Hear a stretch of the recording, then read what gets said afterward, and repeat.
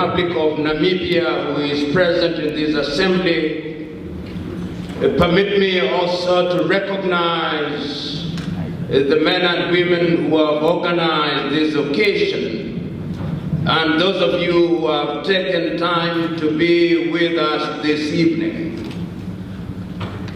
I have written a paper which will be circulated to you in the fullness of time, and I hope that time will be full sooner rather than later, and that you shall have the occasion to read that paper and therefore to appreciate the full flavor of my presentation in a more disciplined way. Let me preface my presentation by reminding you that I do not claim to have the monopoly of wisdom. I remember as a young student of law being introduced to the great Greek philosopher Socrates, and I remember being told then that in those days of yore, the oracle of Apollo sent out emissaries into Greece to find out who was the wisest man. And they went yonder into Greece, and there were great thinkers, Aristophanes, Sophocles, and many others. And when they went to Socrates, when he was asked, "What do you know?" he said the only thing that he knew was that he knew nothing. And on that account, he was pronounced the wisest man in Greece. I too know nothing. And what I do is to share my experience, not because I have a different understanding of them, but it is my appreciation of those things as I walk across Africa and as I observe the continent of Africa. There is a tendency or an inclination to philosophize about the problems of Africa, to intellectualize about the problems of Africa, and sometimes to moralize about them. But the African problems are real. To the Bangala woman in the Democratic Republic of Congo, who has no place to rest because of a civil war, the problems are real. To the men and women who cannot go to school or have a morsel of food to eat in Bangui, in the Central African Republic, the problems are real. To those in Mogadishu, in Somalia, who cannot plan beyond 1 week because of Al-Shabaab, the problems are real. To the women who are escaping from rape to rape in Maiduguri, in northern Nigeria, the problems are real. To the young men and women who risk crossing the Sahara Desert to face the Mediterranean Sea in unseaworthy vessels, saying it is better to die trying than to live in my country, the problems are real. So when we are assembled here this evening, it is that Africa that we are examining. An Africa which, if you permit me to use this medical term, is schizophrenic. It presents a successful Botswana, a successful Namibia where the GDP is something in the neighborhood of 12,000 United States dollars. Never mind the distribution for the moment. But it also presents you with Equatorial Guinea, whose per capita income is 35,000 United States dollars. Never mind the distribution. But it also has Central African Republic, which is not at ease. It provides you with South Sudan, the youngest nation in Africa, where the Nuer and the Dinka have risen against each other, and they are slaughtering each other, even in hostels and in churches and other places of worship. That is the Africa that you have. It is an Africa about which commentators have many things to say. It is an Africa about which they say Africa is rising without ever asking for whom does it rise. It is an Africa about which they say has the fastest growing economies in the world, with Angola at 9% or even more, with Ethiopia at 11% or even more. But tell the people in rural Angola and in rural Ethiopia that the economy is rising, they'll tell you that is voodoo economics. It is only economic romanticists who are writing papers in refereed journals that are talking about this, but on the ground, nothing is happening. They'll tell you about that Africa. And that is why, therefore, my presentation this evening is about Africa unleashing her potential. But one must go back to history in order to understand where we are and where it is that we are going and what it is that we ought to do going forward. We talk about globalization. But throughout history, Africa has always been globalized. The slave masters globalized us. We were commodified. Africa and Africans built Europe and America. Half of the population of Africa was taken away initially by the Arabs on the eastern coast, and ultimately on the western coast, and some from the southern coast, and taken in what was agrarian Europe and agrarian United States of America. And you built Europe and America by the sweat of their brow.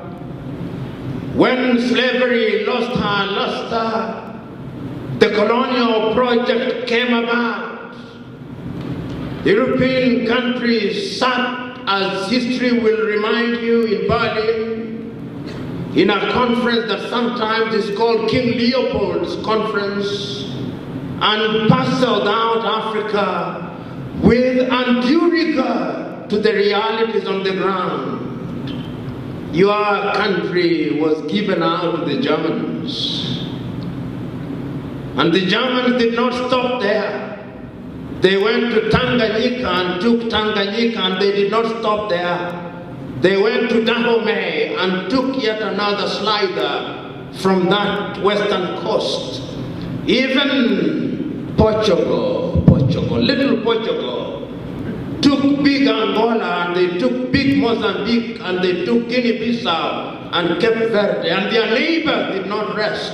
They were Johnny-come-latelys, and they got a sliver of land called Equatorial Guinea. And the British and the French, of course, took the lion's share. The Italians tried in Ethiopia without success, but succeeded in Libya. And the Belgians, little Belgium, took the Democratic Republic of Congo. And once again, when colonialism lost its luster, and is always instructive, and this is how the world has always been very interesting. And in the morning I was talking about the American Declaration of Independence, which I love. The opening words say that all men are born equal, that they are endowed by their Creator with some unalienable right, that among those are life, liberty, and the pursuit of happiness.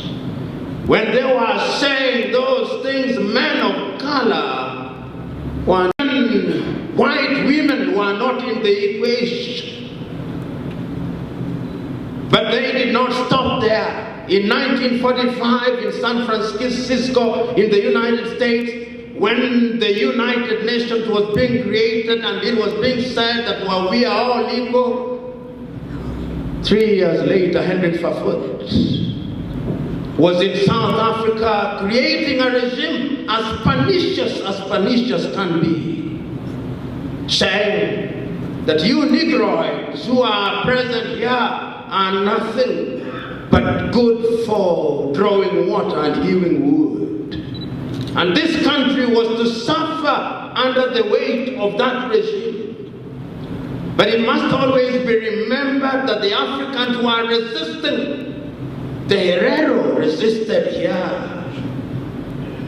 And almost half the population was decimated.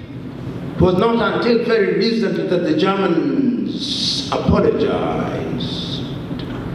In Tanganyika, the Maji Rebellion, and in Kenya, my Kenya, the Mau Mau Rebellion. So it was not as if we succumbed. We were forced. And we succumbed by dint of superior weaponry.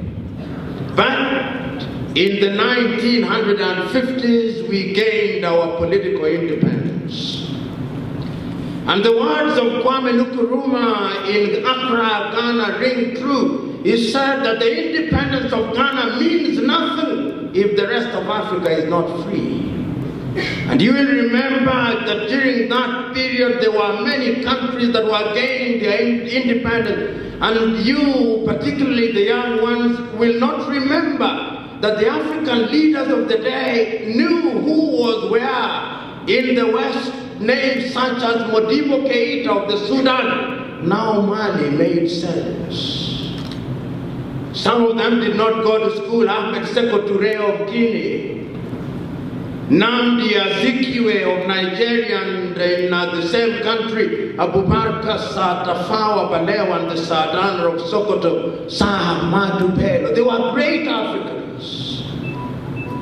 Julius Kambarage Nyerere, Jomo Kenyatta of Kenya, Kamuzu Banda, Kenneth Kaunda, down south here, you still remember, and I'm told is still alive and well, Sam Myoma, and the late Andimba Haman Toivo Ya Toivo.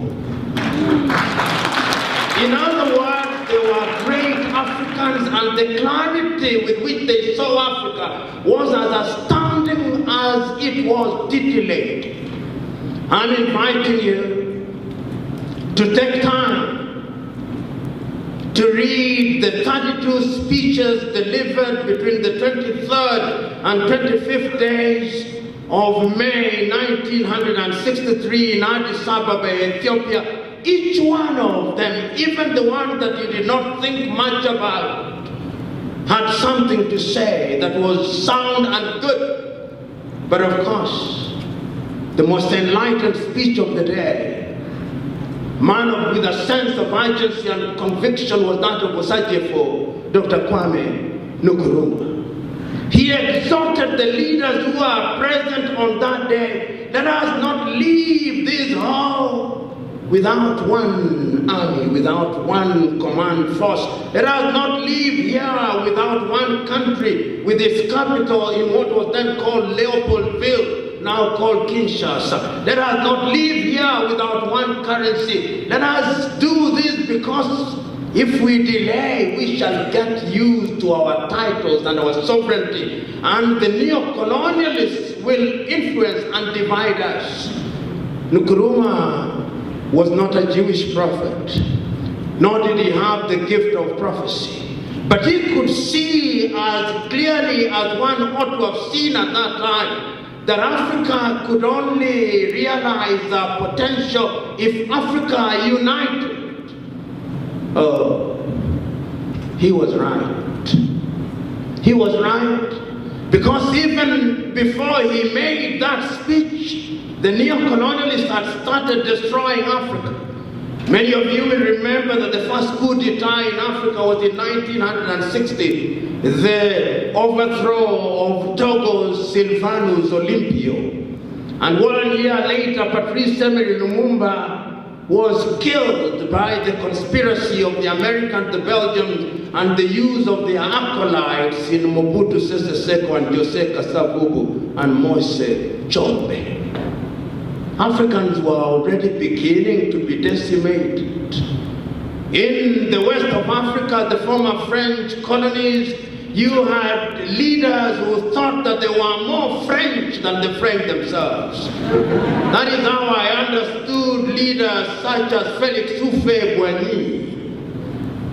I'm told that in those days, in the former French colonies, even Abidjan was called Le Petit Paris, complete with students being told to say in morning parades, our ancestors, the Gauls. How could the ancestors of a Negroid be the Gauls? But they said it nevertheless.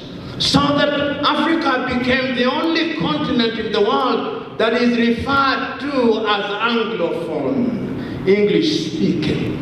If you come here in Namibia, what percentage of the population speaks English that you should be called Anglophone?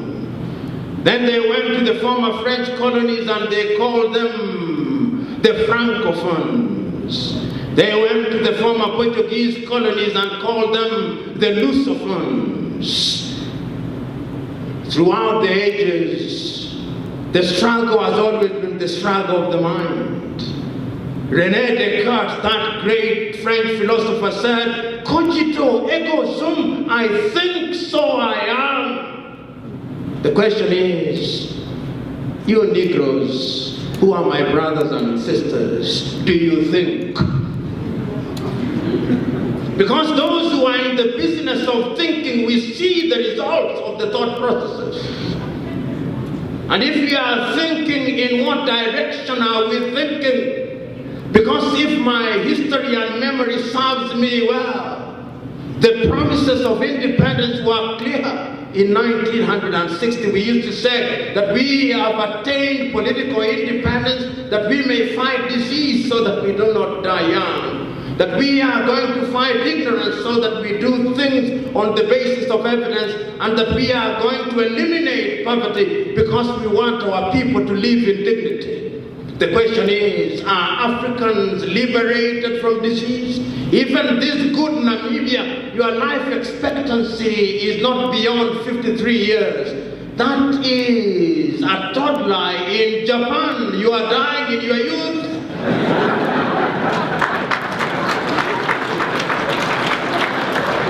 In other words, what we ought to have achieved at independence has not been achieved. And it's not lost on me that throughout these years, and it's something that you must look at with disdain. Recently, a number of African leaders have been falling sick. And it's sad that they fall sick. But the tragedy is this: when they fall sick, Zimbabwe's Robert Mugabe, who is eloquent as he castigates Europe and other parts of the world, cannot afford to go to a hostel in Harare. No, he goes to Singapore. Mahmoud Buhari, when he's sick, does not attend a hostel in Abuja. No, he goes to London. Eduardo dos Santos of Angola, when he's sick, he goes to Madrid, Spain. Now, these are leaders who have full dockets called ministries of health. They don't even have faith in their health institutions. Why do they then condemn the population to centers of suicide?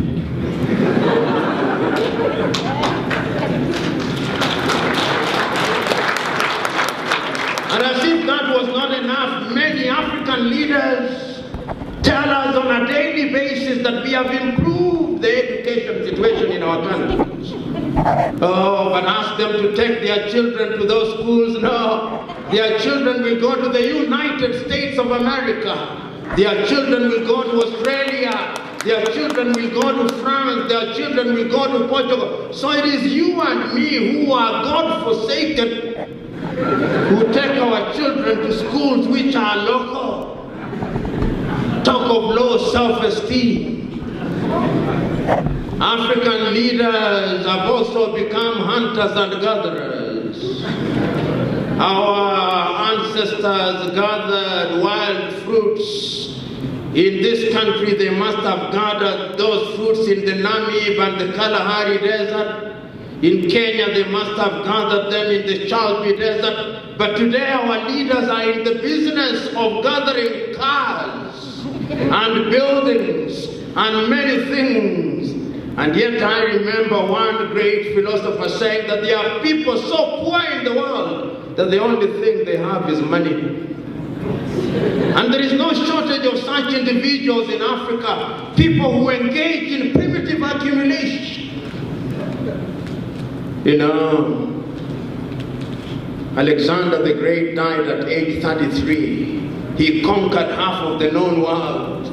When he died of syphilis, he gave instructions to his 4 war generals, telling them, when I die, I want to have a casket which will allow my hands to be outstretched. And when my hands are so outstretched, I want my casket to be carried by the best physicians in the world. And when they are taking my body to the grave, all the silver and the gold should be strewn on the path, that they may know that to the world I came empty-handed, and empty-handed I leave. If only our leaders would take courage, but they don't. They believe that they are immortal until death visits them. Our leaders have this habit of accumulating things. Jean Bedel Bokassa even had a bed of gold. But the tragedy is that when you have a bed of gold, even sleep will have deserted you. And what you must do is to take sleeping pills to sleep. But even then you cannot sleep. I'm submitting to us that the problem of Africa, as Chinua Achebe said, is simply and squarely a problem of leadership. That is the problem in Africa. And why do I say so? Experience has demonstrated without number that where the leadership is good and sound. Greg Mills, the great South African, advising Paul Kagame and writing after the event, says that the problem of Africa and the reason why Africans are poor is because their leaders have made that choice. He says that poverty is now optional, but the African leaders have made the choice that they are going to worship at the altar of the gods of poverty. And I'm submitting to us that experience has demonstrated that poverty can be dealt with. If you look at other civilizations, you remember at one time Turkey, which was then known as the Ottoman Empire, was called the sick man of Europe.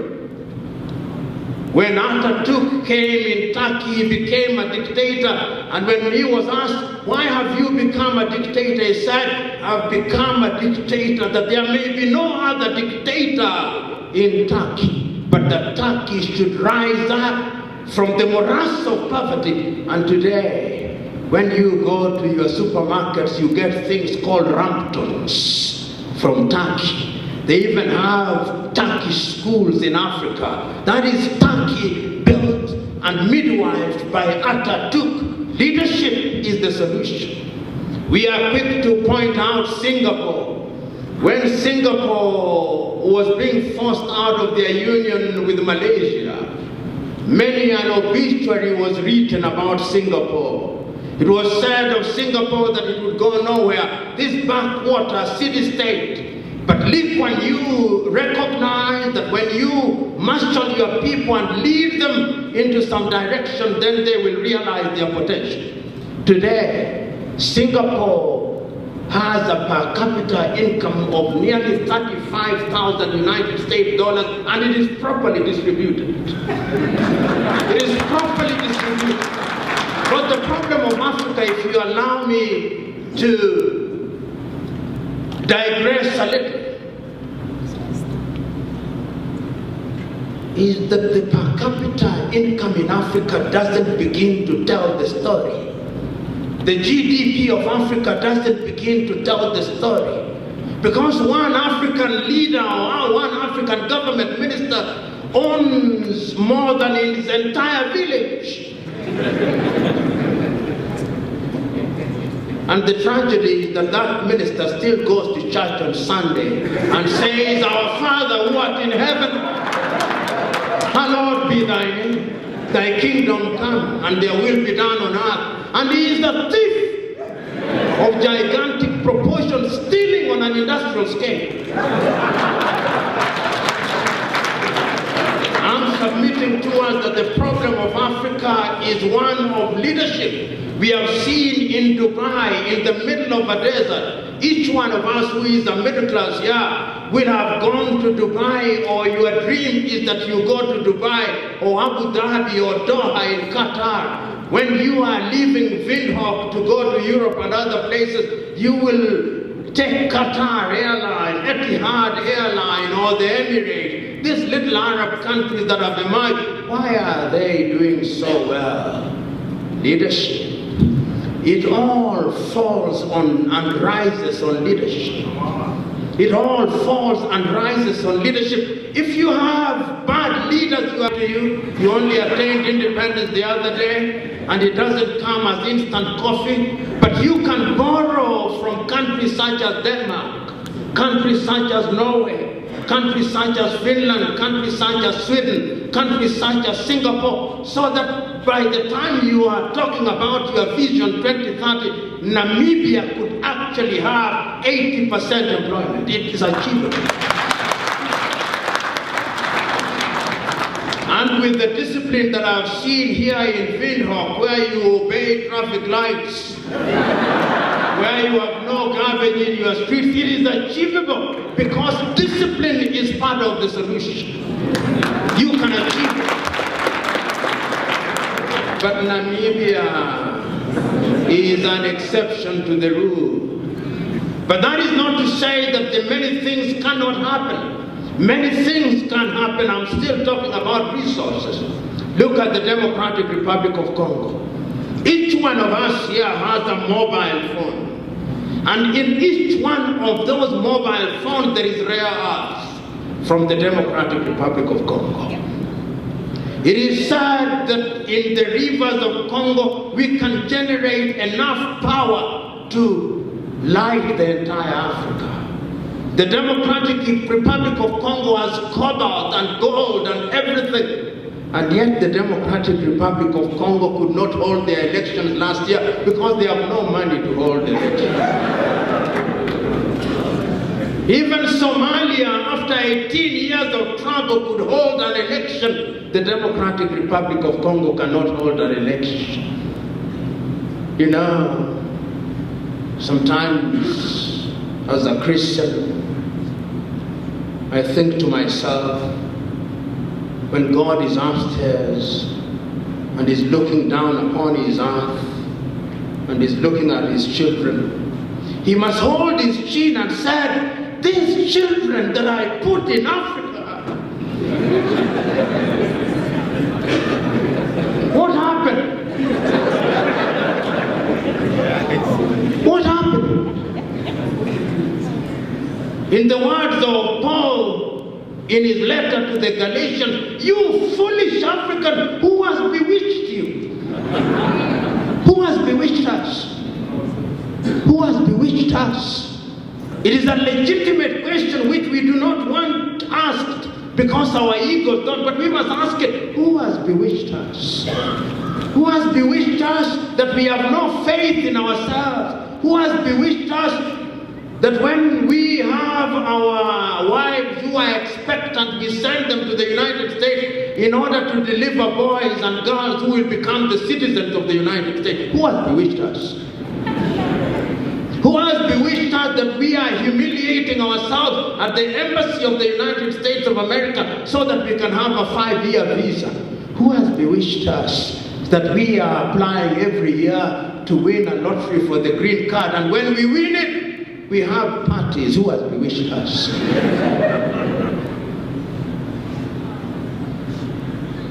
These are painful questions, particularly for the younger generation. Who has bewitched us that our young men and women are risking limb and life, crossing the desert from Nigeria, Niger, and Chad, and Mauritania, and Mali, and dying in the Mediterranean Sea on the belief that when they land in Italy, their lives will never be the same, and the best they do there is to flip hamburgers. Who has bewitched us? Who has bewitched us that it is the European leaders who are meeting in Germany to determine how can we do, on what can we do for these Africans? And yet we have leaders who, if you do not address them as His Excellency, you could be charged with treason in some countries.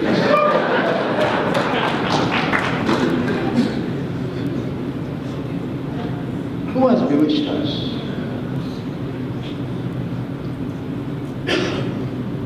Who has bewitched us? Because right now, in every African country, civilizations that know what they want are looking at African resources. The Chinese are here. And 2 years ago, is it 1 year ago, the Chinese told their men and women, up till now we allowed you only one child. You can now have a second child. That second child will be here in the next 20 years. Right now, for many who are in the middle class, if you are asked which language you want to learn as a foreign language, is Mandarin. I was telling my pastor that he should not be surprised next time there is a baptismal service when he asked the godparents of some of the children, and what name do you give this child? They'll say, Deng Xiaoping to Eve.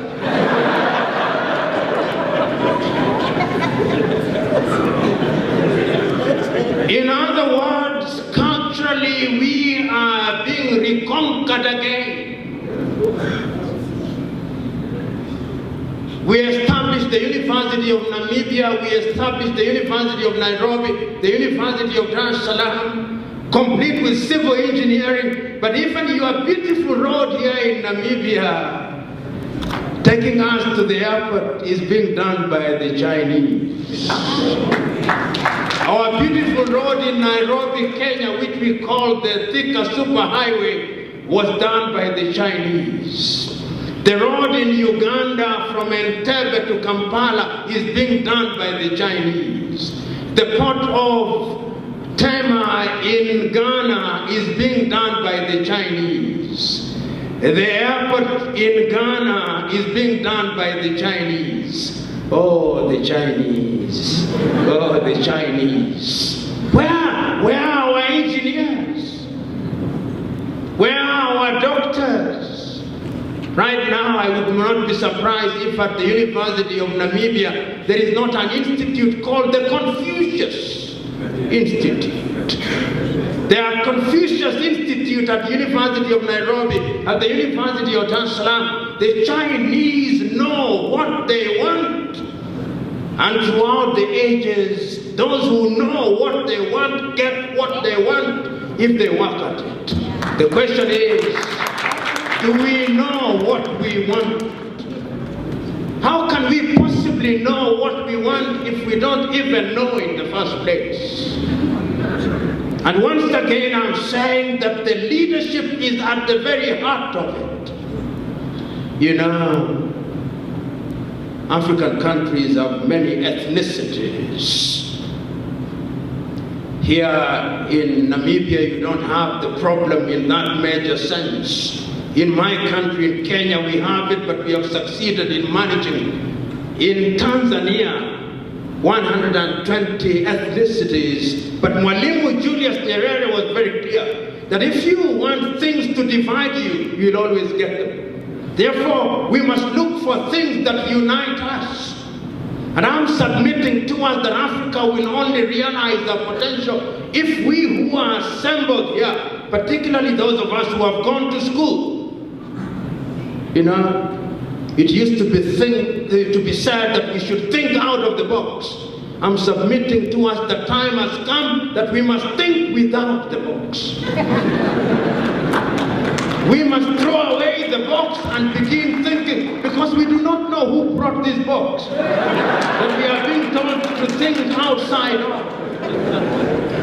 It used to be said that we must heat the iron while it is hot. I'm saying no, we should heat the iron so that it becomes hot.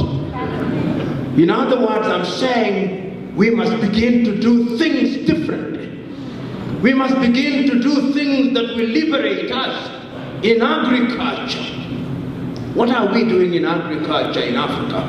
Who makes your seeds, Syngenta and Monsanto? Who supplies you with water? Coca-Cola. Who supplies you with chicken? They get chicken here in Namibia, and then they call them Kentucky Fried Chicken. Why they are not called Windhoek Fried Chicken, I've never understood. We must begin to feed our people, and Africa can feed herself.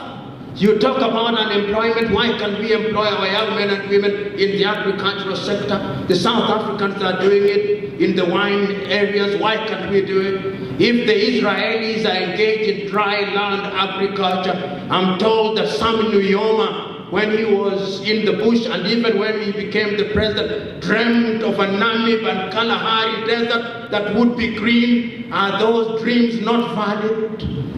Is it not possible to convert the Kalahari desert into a green environment? Is it not possible to produce food that can feed SADC? Why must we limit our thinking? Those of you who are leaders here, those in parliament, sometimes I'm beginning to debate and to ask myself, this thing that we call parliaments, with due respect to those who are parliamentarians, can we not re-examine them so that we stop wearing wigs in them, so that they begin to respond to our realities? In other words, we can forget the form and look at the substance. Is it possible that we infuse this into our governance structures? Is it possible? I'm just asking and agonizing. Is it possible to do things in a different way so that we achieve things in a manner that we understand? Because Alexander Pope once said, a little modernity is a dangerous thing. Drink deep the western spring or taste not. Is it possible that these governance structures that we have do not respond to our needs? We are told that there is something called democracy. Who defines it? Who is this who has the monopoly of wisdom, whom God sent without our knowledge, to tell us that the democracy must have certain ingredients which are defined for us in Europe and America? Can't we define them in Windhoek? Can't we define them in Pretoria? Can't we define them in Maputo so that we have something with an African flavor? Can we not? In other words, time has come that we must make our universities the seats of thought. The minerals that we have, can we not add value? The borders that we have, and I said in the morning and I'll repeat it again, why? When I want to come to Namibia, must I ask, do I need a visa? Why? Why do I need a visa? Why do I need a visa to go to Liberia? Why do I need a visa to go to Ghana? Why can't I wake up in Nairobi in the morning and come to Windhoek here just to see Windhoek? Because an American in Boston, Massachusetts can wake up in the morning, fly 6 hours, and is only grappling with one currency, the dollar. Look at your Africa. I moved from South Africa, I'm dealing with the rand. Oh, I moved to Lesotho, I'm dealing with the Lilangeni.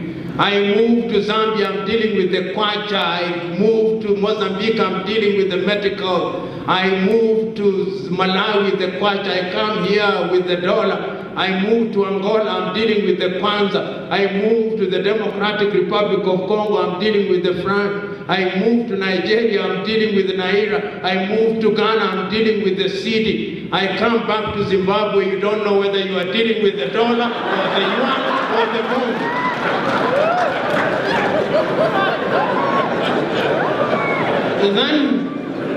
Then you delude yourself that you can grow. How can you grow?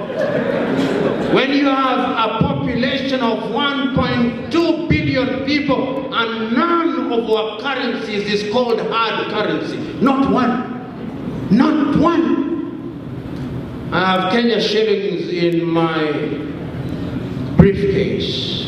Until I am back in Nairobi, it is useless. I'll carry a souvenir of $1 Namibian to beef up and enrich my money collection, but it will be useless.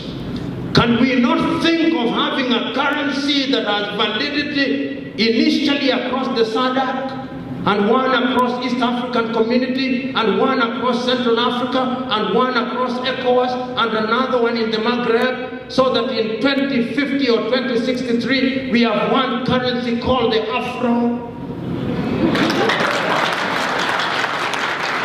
Is it not possible? Is it beyond our imagination? Particularly the young people who are here, when we are talking about Agenda 2063, is it not possible? Is it not something that we can imagine? I'm submitting to us that it can be done. I'm submitting to us that we must begin to work at it. You know, sometimes when I think about Africa and I'm told that Namibia is 95% Christian, nominal Christians. People go to church on a Monday as a social duty, on a Sunday and Saturday, but perhaps no conviction. But I sometimes suspect that we get the Bible very wrong. When Christ is saying that today has enough problems, do not think about tomorrow, he's not telling you to stop thinking. He's simply saying, prepare for tomorrow so that for today, tomorrow. In other words, he's saying, if you prepare for today, tomorrow will take care of itself. But this idea that Kenyan religious philosopher called Mbiti says that Africans are notoriously religious. And you see it even in schools. We must all be prayerful. I'm all for prayers as a practicing Christian. But this assumption in every sector of our life, that when you are a student, you don't read at all. And then 1 week to the examination, your entire family is involved in prayer and fasting. You will never pass the examination. This idea that when we have economic problems, then we pray and fast. It will never happen. Even when you look at the Bible, the dream by Joseph is that you store during times of plenty. It is in the Bible before the birth of Christ. So even if you give the African problem a spiritual dimension, we still don't get it right.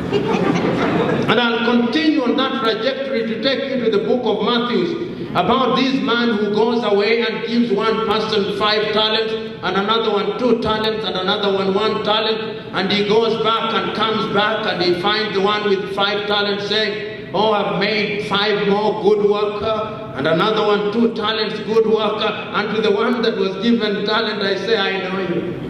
You are in the business of gathering where you did not spread. And he tells him, why did you not take it to the bank? If you allow me, sometimes I suspect that the one with 1 talent was us, the Africans. Because uranium is under our earth. Natural gas is under our earth. Gold is under our earth, and the Bible is still right. And to those who do not have, even the little that they have will be taken and it will be given to those who have. Now you see, your uranium is being given to the Chinese. It's being given to the Malaysians. Your gas is being given to Shell BP. Your oil is being given to Total. Your timber is being given to the Malaysians. And here you are left wondering, waiting for God to come majestically and dramatically to part your Red Sea. You must part your own Red Sea. Because you have the intellectual wherewithal to do it. So, fellow Africans, leadership is at the very heart of it. Africa will rise, and I want to conclude by telling us that there are good things happening in Africa. Already there are good things which we can build on. But there is another thing that stands on the path of Africa: corruption.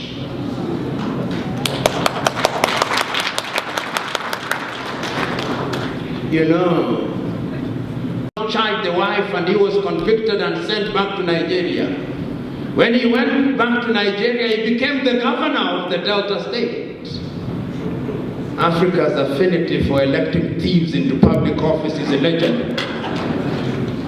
He then stayed, having stolen in Nigeria. He wanted to buy a private jet, and he made the mistake of going to Dubai.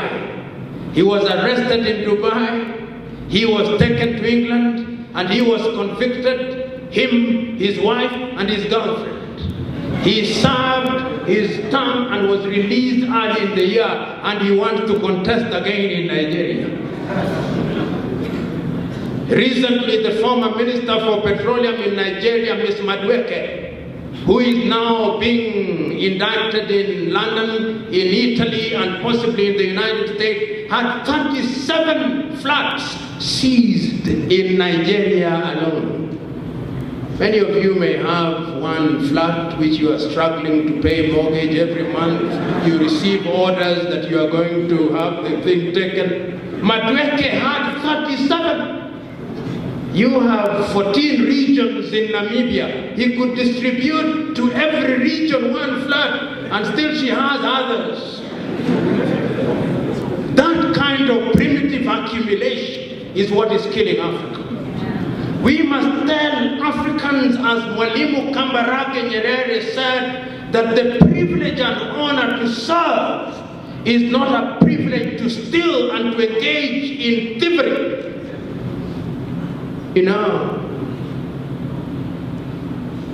many leaders in Africa have nice retirement packages.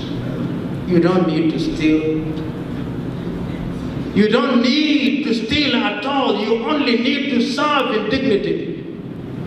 Zambia's David Kaunda, when he died, had only $8,000 equivalent dollars in his account after 24 years in office. $8,000 only. That is pocket change for one of your councillors here in Namibia. That is what they use for lunch by our government ministers in several African countries. Primitive accumulation. The writer in the New African says that he looks forward to the day when Africans shall liberate themselves from corruption, so that Africans may say, like the man in the Bible says of death, "Oh corruption, where is thy sting? Where is thy sting?"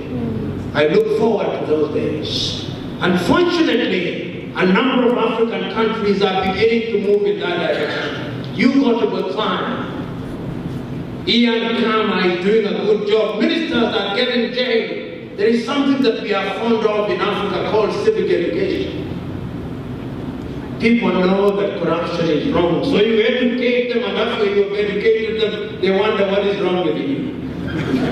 The best civic education is to arrest one or two cabinet ministers, take all their property and send them to jail.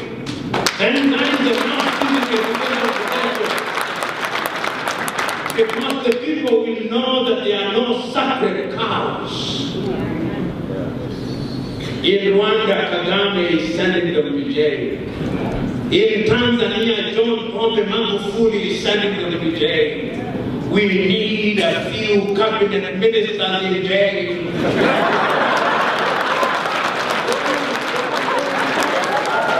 We need a few members of parliament in jail. Not because we are sadists, but because to whom much is given, much is left. We are telling people, lead by example. And we are telling you, as I conclude, the young men who are here, and the young women who are here, Mwalimu Kambarage Nyerere said that when you are looking for leaders, look for the following qualities, or the following things in those who want to be leaders. Do they love power for its own sake? If they do, reject them. Do they love popularity for its own sake? If they do, reject them. Do they love property for its own sake? If they for its own sake, if they do, reject them. Do they love pomposity for its own sake? If they do, reject them. In my view, African leaders must now be liberated from the feeling that they must have all these trappings of power. In First Lady, I'm very happy with you. In many African countries, being the First Lady, there would have been men and women who think we are murderers in this assembly because they are protecting you. Why should you be protected from your people? You have come in simplicity. I encourage you to continue.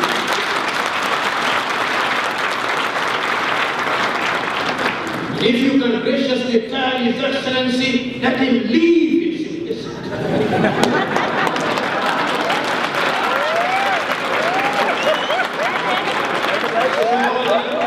And I'm told that he does. So that when I'm speaking about great leaders, I'll talk about Dr. Hadi and say, behold, a simple man. Behold.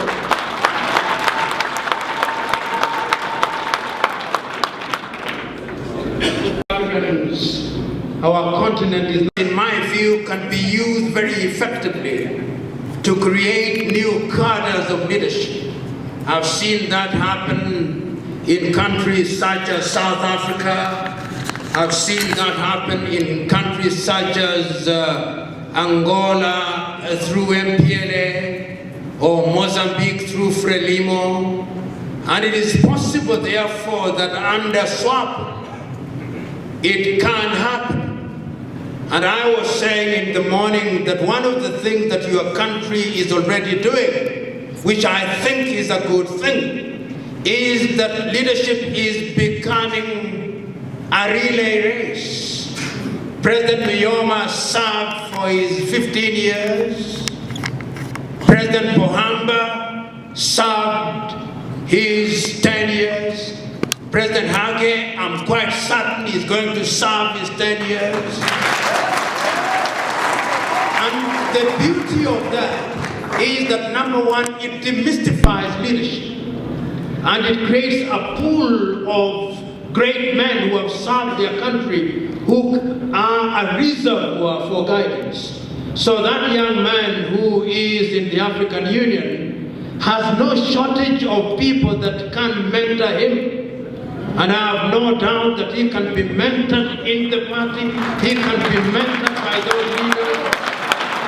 And it should not stop there. It should not stop there, even in the universities. I have no doubt that perhaps SWAPO has a branch at the university, as it should, as CCM in Tanzania has. Therefore, you are in a very good place. You are in a very good place as Namibia. And I'm submitting to you that it will happen. But remember, you must lead, you must meet the leaders halfway. It is only, as Amilcar Cabral used to say, when you shine like a pink poodle, you will be identified. So shine like a pink poodle and the president will see. I'm certain that the president may have seen you where you are. You never know what happens. You have talked about Ngugi wa Thiong'o. Kenya's Ngugi wa Thiong'o. One of the great books that Ngugi has written is Decolonizing the Mind. Part of the African problem is low self-esteem. A friend of mine used to tell me that in many African countries, whether wittingly or unwittingly, when they see a white man at the head of an organization or a white woman, say the things are now good.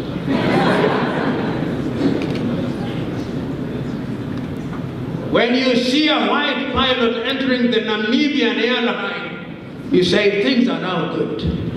It is a function of low self-esteem. And I'm submitting to us here that until the day that we of the Negroid race begin to think that we are not children of a lesser God, we are not going to realize our potential. What I'm saying is unpalatable, but it is the truth. In my own country, in Kenya now, my fellow Negroids run down the Kenya Airways. We have not now brought a white man to create order. And somehow, order will come somehow. Our Kenya Airports Authority is now headed by a white man, and somehow order will come. I'm submitting to us, you fellow Negroids who are in this room. This is why Martin Luther King Jr. used to say, the mind is the standard of the man. Why are our young men and women running to go to Europe and America? It is because the Europeans and the Americans have created order. Why are you not running to Nigeria? Why are you not running to Congo? That is my answer to that question. Trade. You know, the Chinese are to be admired. In my own lifetime, I've seen China rise from a backward country with no technology to conquer the world. In the area of mobile telephony, in the next few years, each one of you will have Huawei or Techno. China. Most of us who are here, in your houses, there must be an electronic item that is made in China. Why? Because the Chinese leadership are clear about what they want and they are working towards it. What am I saying? That Africans don't realize their potential because Africans in their collectivity have not identified, and if they have identified, they don't work towards what they want as it should be. Look at free movement of goods. Within the SADC and the SADC protocols, there ought to be free movement. And a country such as Namibia, with a population of no more than 3 million, if no more than 3 million at the very best, how can you realize your potential within intra-African trade? It is through SADC. Namibia can identify her niche. And within SADC, immediately you have 60 million South Africans, immediately you have the Angolan population, you have a market of 100 million. And how do you achieve that? To remove tariff and non-tariff barriers. How do you achieve that? To ensure that there is free movement of labor. How do you achieve that? To ensure that we produce items that can be sold here. You are selling beef to Europe. And the Europeans will ensure that before you sell your beef, they want to know when that cow was born. We now have birthdays for cows. They want to know the anniversaries when the cow was inoculated. In other words, from the cradle to the plate, they want to know the history of your cow. That cow could very well be sold to Malawi. I'm not saying you compromise standards, but I'm simply saying that you have a market here which is unexplored. I'm saying that there are many things that can be done. And if we can achieve intra-African trade even up to a level of 40%, then we would begin to have what one would call hard African currencies. Look at a country within your region such as Swaziland. And I said this before. In my own view, those who are in government should ask themselves, when they are negotiating with a country like China with a population of 1.2 billion, do you think that Swaziland can meaningfully enter into a bilateral relationship with China? It's a joke. It's a joke, with due respect. Why do I say it's a joke? Because you have a population of 1 million, the purchasing population is possibly not more than 1/3, you don't mean anything to China. But if you negotiate the bilateral within the context of SADC, then it begins to make sense. If you begin to negotiate the bilateral, if you are Benin in West Africa, and you are negotiating with the European Union, negotiate the bilateral within ECOWAS, then you are protected by ECOWAS. But what happens is that the Chinese are very clever people. They'll always have two agreements. One is the Chinese version, which is the authentic version, and which sometimes has details that you don't have in the English version. So that when it comes to interpretation, they go back to the Chinese version. And you lose 10 out of 10 times. I know the Chinese were building in Kenya one of the roads, and they have this thing. And you know the Chinese are clever. They come with the money, so you can't refuse. They come with the money. They say, they design, they say, no, we design as we build. And when you are designing as you build it, you start with 20 billion, by the time you are finished it's 40 billion. In other words, we must recognize that which is in our best interest. Several years ago, in 1998, as a young student of the WTO rules, I was invited to a meeting in Grand Bassam in Cote d'Ivoire by the office of the Prime Minister of Cote d'Ivoire. And what amazed me is that that meeting was a meeting of French-speaking West African countries guided by France on what position the France and the French-speaking countries were going to take at the high-level conference in Seattle in the United States of America. How? It means, therefore, and when you go there, you find the Japanese have a delegation of 200 people, with 10 of them in agricultural subsidy on tomatoes and onions and rice, and Africa has a delegation of 5. 3 of whom have no idea what WTO is. The very first thing they ask when they arrive in China is, where is the biggest mall?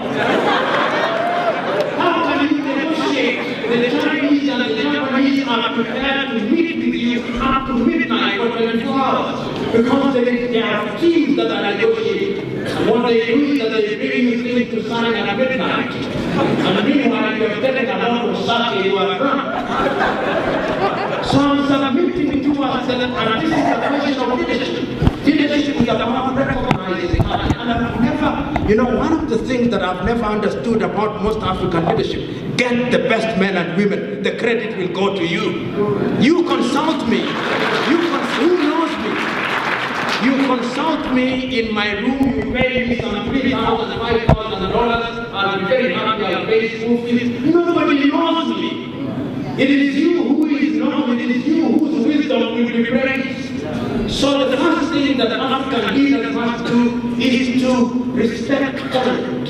You start squeezing the juice out of that, and if you remember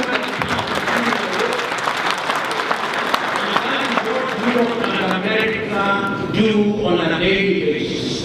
In my younger days, in 1990s, I had the privilege as an intern working for Julius Nyerere when he was no longer the president. And what amazed me about it, as a even as a young man, he asked me, what should I? And he's asking you not because you know better, but he's simply bouncing off his own thoughts and new on the mind of a young, enthusiastic, and self-conceited young man. But even from that, he gets something. And I'm submitting to us that that is very important. The second thing that I want to say, leadership is also helped by the quality of the people who follow. Part of the African problem is some of us, we who are led, we are like donkeys. You can't pull us. You pull us in the right direction, we want short-term solutions. You know, Namibia gained independence only a few decades ago. If you are looking for instant coffee solutions, it will not happen. There are certain things that it is only your children and children's children who will enjoy. And I've always said that our contribution and duty is we should have a generation that plants the seed, a generation that waters the seed, a generation that prunes the tree, a generation that enjoys the shade. That is how it is done. That is how it has been done throughout history. So intra-African trade is great, and I believe that is beginning to happen. You can see that in ECOWAS. SADC had a meeting recently in East African Community. We think that we may have a single currency in the year 2017, and I think that would be a very good thing. If we had a single currency in the 5 countries in East Africa, it would be a good thing. I know that you here have a Vision 2030, and I believe that Vision 2030, the problem with Namibia is that the world now believes you are rich. Because you have a GDP of 11,000 United States dollars, and some African countries have a GDP of $600. So you are considered to be a middle-level economy. So you suffer very harshly. If I were you, I would present myself as very poor, so that you gain some of these things that other countries are gaining. But it's a good thing. The only thing that I think Namibia should do, like I think this is true of Namibia and Botswana and Equatorial Guinea. What is your Gini index? The gap between the rich and the poor. Because that is where the danger is. You know, the danger is this, and I see it in the middle class estates. That you have a large population that is poor, and you have this middle class that is very rich and doing very well, so you begin building walls around your houses, complete with watchmen and panic button. But I've always said that when the people come, you will be so panicked that you'll never remember where the panic button is, and they'll come anyway. So what is the solution? The solution is, let us reduce the gap between the rich and the poor. Let us have things. The reason why countries like Denmark, a friend of mine has just taken their children to Denmark, free education. Germany, free education. Once you have free education, what do you need much money for? Once you have free medical health, what do you need much money for? Once you have a good pension scheme, what do you need much money for? Once you can afford a holiday once in a year, what do you need much money for? Once you have subsidized car loans, what do you need money for? If you can get a house on reasonable mortgage, what do you need much money for? Because people don't want to be this filthy rich, primitive accumulation. And if the governments can do that, you'll discover that governance becomes very easy.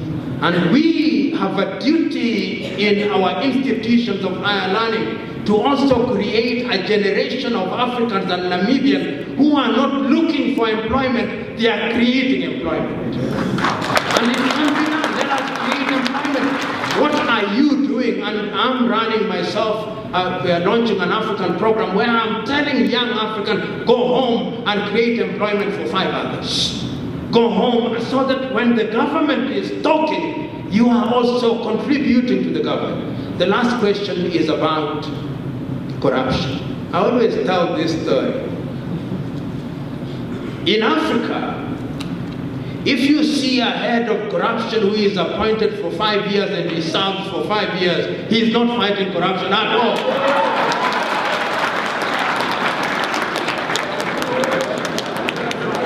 Experience has shown that when you are the head of an anti-corruption and you are in a government that is not interested in fighting corruption, if you serve for 1 year, say hallelujah. Why do I say so? In South Africa, McCarthy tried to fight corruption. He was removed. He went to the World Bank. In Nigeria, Nuhu Ribadu wanted to fight corruption. He was exiled. In Malawi, the same thing. In the Democratic Republic of Congo, the same thing. And I always remember this personal story. One day, I'm sitting in my office, and we have conducted investigations. President Kibaki was the president. And on my desk are 6 files of 6 cabinet ministers that we want to take to court. And on the other side, 48 heads of parastatals. And my officers tell me, you know, when you do this to a government, it can be destabilizing. So wisdom demands that you inform the president. And I book an appointment to see the head of state. And to his credit, he gives me, we had the government of national unity at that time. And I go to the president, and the chief of staff is there, and I told him, Your Excellency, I would prefer to speak to you alone. And to his credit, he moved away. And I told His Excellency, this is who I have. We intend to go to court, but there are 2 impediments. Remember that I must send these files to the Attorney General who sits in your cabinet, and it is your own cabinet that must approve, and there are 6 cabinet fellows. I'm now, in a manner of speaking, Your Excellency, telling the hyenas to hang themselves. And with the help of hindsight, I ought to have used the kind of language. But the exuberance and the enthusiasm of a crusader sometimes takes away the wisdom. So the president tells me, and our president had a lot of sense of humor, he tells me, go and do your work. I asked myself, I expected enthusiastic support. I did not get it. I then am advised by the person who was the chief government spokesman, tells me, you know, this is a government, a coalition government. Go to the prime minister across the road. And I walk to the prime minister who comes from my ethnic group, and I begin to speak in English, and he turns me back into my mother tongue. And this is what he asks me: how many people from my side of the coalition?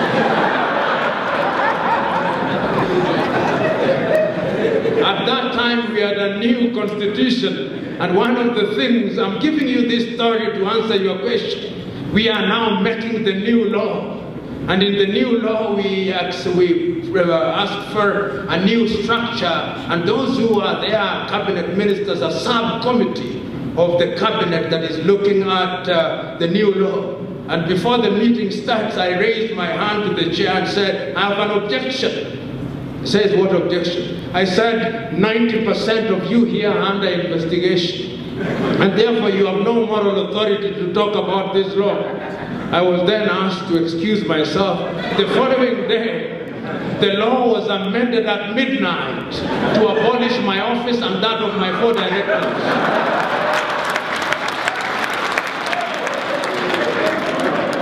So that tells you that when you fight corruption, and since then, of course, I've enthusiastically talked about and against corruption.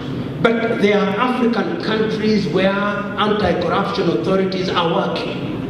I'm not very familiar with the workings of the anti-corruption authority here in Namibia, but I know as a fact that in Tanzania they are working. I know as a fact that in Botswana is working. I know as a fact that in Mauritius it is working. I know as a fact that in Nigeria it is beginning to work. I know as a fact that in Rwanda it is working. In other words, I'm saying, the magic bullet is political will. And in this regard, let me tell you, wherever in the world, the institution of the president, that is where the tone is set. Once it is known, as Nyerere said, that the State House is a holy place, and there is a high priest there who brooks no nonsense, everybody will fall into line. Everybody. Saying this out of experience, because corruption is pernicious. Corruption is dangerous. If you see people dying in hospitals, those who have engaged in corruption are the murderers. If you see children not going to school, those who are engaged as ministers of education are the ones who are responsible. Corruption is what continues to undermine Africa, and we should not joke with it. We should not joke with it. Those are my answers. And let me tell you one thing. I've always said that if you want to fight corruption in Africa, you must be prepared to die. You must be prepared. If you are not suicidal, don't choose to be an anti-corruption.